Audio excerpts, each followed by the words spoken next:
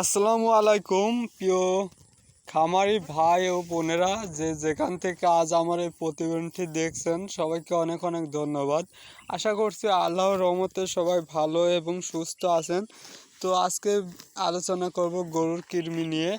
গরুর কিন্তু 4 ধরনের কৃমি হয়ে থাকে, আমরা কিন্তু অনেকেই জানি না যে আমাদের গরুগুলোর 4 ধরনের কৃমি হয়। আমরা এই বিষয়টি কিন্তু অনেকেরই না জানা। আমরা সাধারণত গরুকে শুধু কৃমির ট্যাবলেট খাওয়াই, তাও বছরান্তর একদিন। এটাও কিন্তু আমাদের ভুল একটি ধারণা। গরুকে কিন্তু নিয়মিত 3 মাস পর পর কিন্তু গরুকে কৃমি ট্যাবলেট খাওয়ানোর প্রয়োজন, কিন্তু আমরা এই বিষয়টি সবাই এড়িয়ে যাই এবং বাদ বাকি যে গরুর 3টা কৃমি আছে এই বিষয়টি কিন্তু আমরা অজানায় থেকে যায়। তো এসব অজানা তথ্য নিয়েই আজকের এই ভিডিওটি সাজানো। তো যারা ফেসবুক পেজ থেকে দেখছেন অবশ্যই পেজটি ফলো দিয়ে পাশে থাকবেন, এবং যারা আমার চ্যানেলে নতুন তারা কিন্তু অবশ্যই চ্যানেলটি সাবস্ক্রাইব করে ভিডিওটি শেয়ার করে দেবেন অন্যকে উপকার করার জন্য।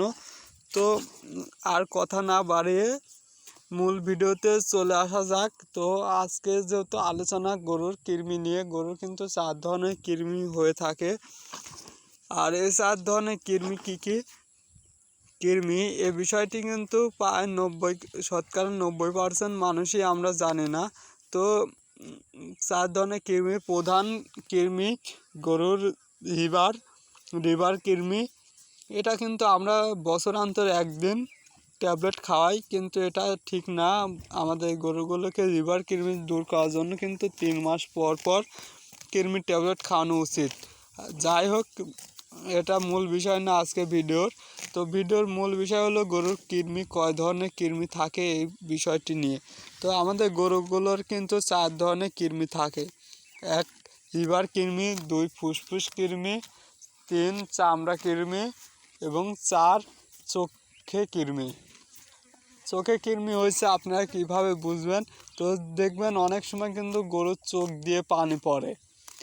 তো যখন দেখবেন আপনার গরু চোখ দিয়ে পানি পড়ছে তখনই বুঝে নিতে হবে যে আপনার গরু কিন্তু চোখে কৃমি আছে।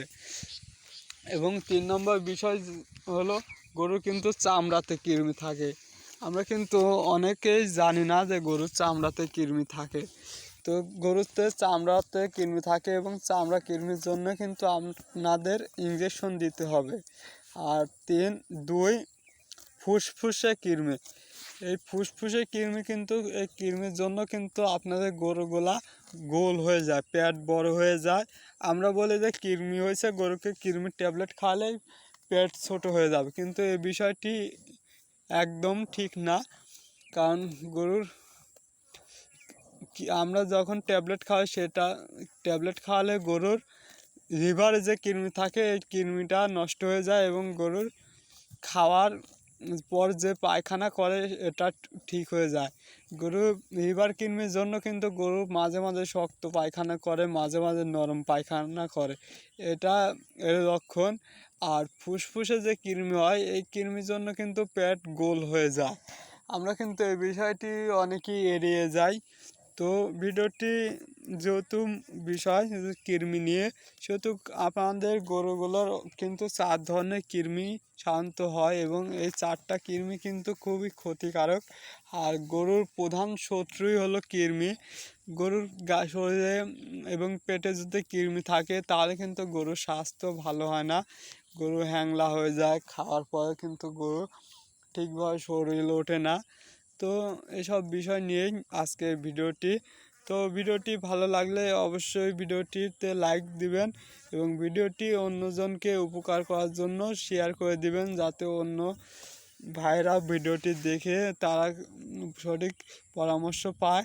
তো আর যদি আপনার চ্যানেলে নতুন হয়ে থাকেন অবশ্যই চ্যানেলটি সাবস্ক্রাইব করে পাশে থাকবেন এবং আপনাদের মতামত আশা করছি সবাই কমেন্টে জানিয়ে যাবেন।